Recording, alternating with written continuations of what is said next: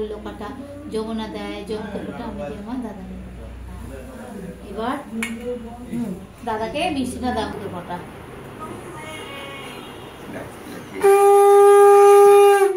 দাদুর কপালে দিলাম ফোটা, জম দুয়ারে পড়লো কাটা, যমুনা দেয়, জমতে ফোটা আমি দিই আমার দাদুকে ফোটা। দাদুর কপালে দিলাম ফোটা, জম দুয়ারে পড়লো কাটা, যমুনা দেয়, জমতে ফোটা আমি দিই আমার দাদুকে ফোটা। এটা খুব সুন্দর হলো। এটা আটটা না, মা কি নিচ্ছ? শিউলি ফুল।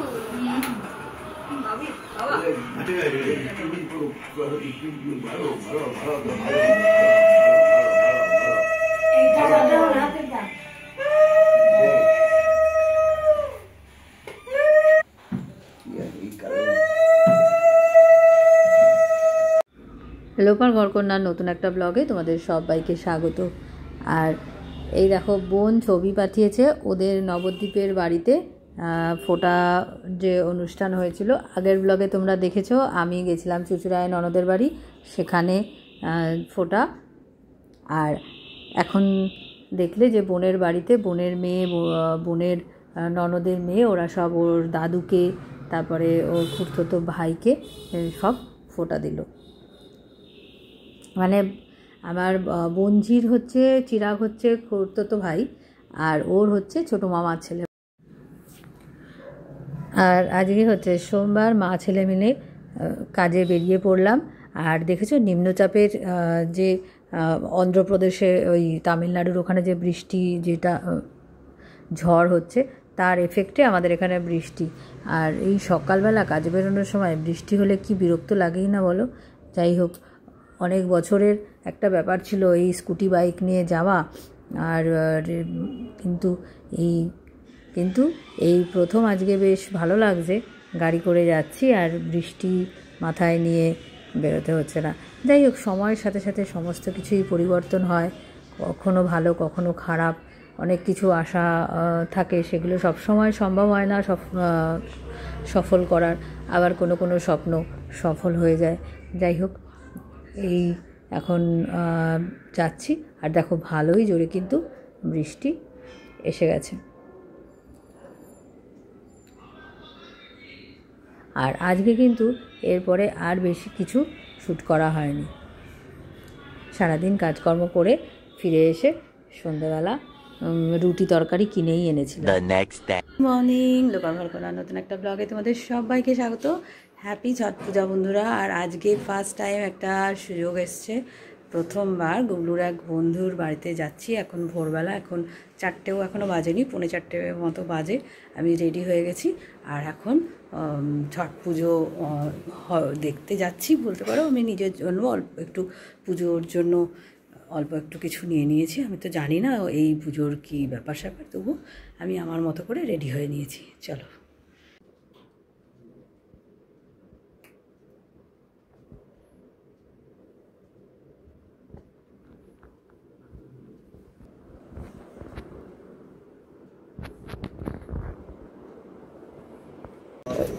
পার্সটা আছে, থাক ভেতরে থাক। রিসা, হ্যাঁ পয়সা পয়সা। এই চেনটা কে খুলেছে? তুই খুলেছিস না আমি খুলেছি? ঋষভ বেরিয়ে গেছে।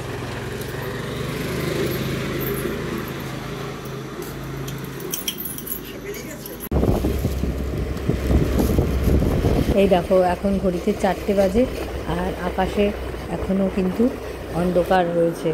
আর এই পৌঁছে গেছি ঋষভের বাড়িতে। আর উনি হচ্ছেন ঋষভের মা।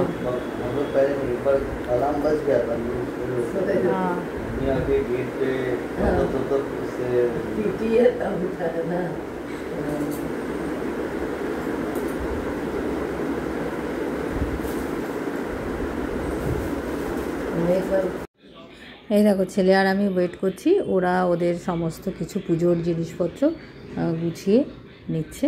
আর এরপরে আমরা চলে যাব ওই এখানে একটা বিশাল বড় পুকুর আছে সেইখানে। हाथ है अच्छा किंतु हां हां पानी के निकल दिया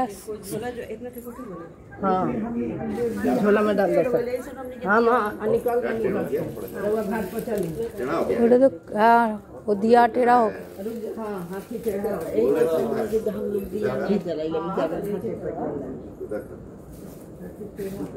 और तुम थोड़ा मुड़िया करा हाँ साइड में करा ऊंचा नीचा दौड़ो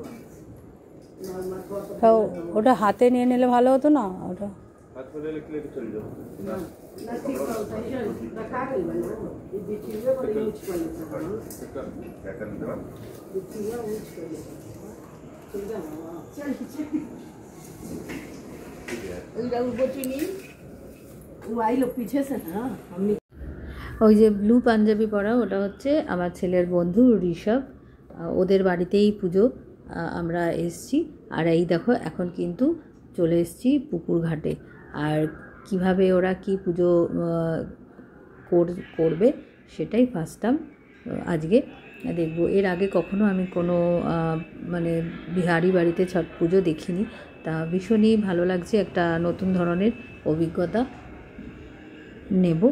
আর কিভাবে কি পুজো হয় তা ওই ভাবিকে জিজ্ঞেস করেও জেনে নিচ্ছিলাম যে ওদের পুজোর কী ব্যাপার স্যাপার আছে। তো যাই হোক দেখো ওদের মধ্যে কিন্তু এই দেখো এই দিয়াগুলো জ্বালিয়ে দিচ্ছে। আর এই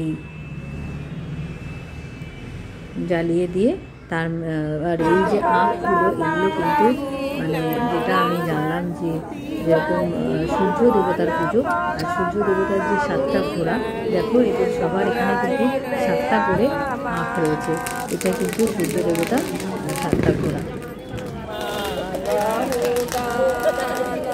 আর ছাটি মাইয়া যে আছেন আমাদেরও কিন্তু মা ষষ্ঠীর পুজো হয়। আর এই মা ষষ্ঠী কিন্তু এখানে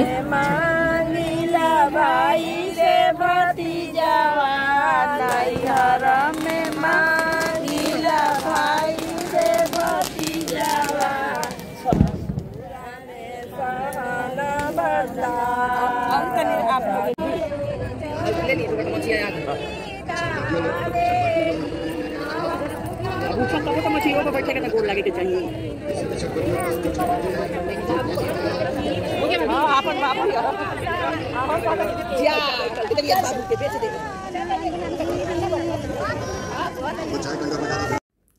দেখেছো এই ঝিলটা কত বড় আর কত মানুষ এসেছে এইখানে পুজো দিতে।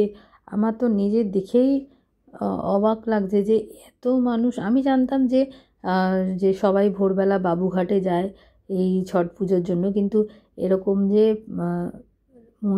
পাড়ার বড় ঝিলে যে এইভাবে পুজো হয় এতটা আমার ধারণা ছিল না। ফার্স্ট টাইম মানে একটা অন্যরকম অভিজ্ঞতা।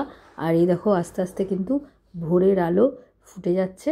এবার সবাই কিন্তু জলে নেমে এবার সূর্যদেবের উপাসনায় ব্যস্ত হয়ে পড়েছে। এই দেখো আমার এই যে ঋষভের মা এখানে দিচ্ছেন, আর আমার ছেলেও ওই অর্ঘ্য দিল সূর্য দেবতার দুধ দিয়ে।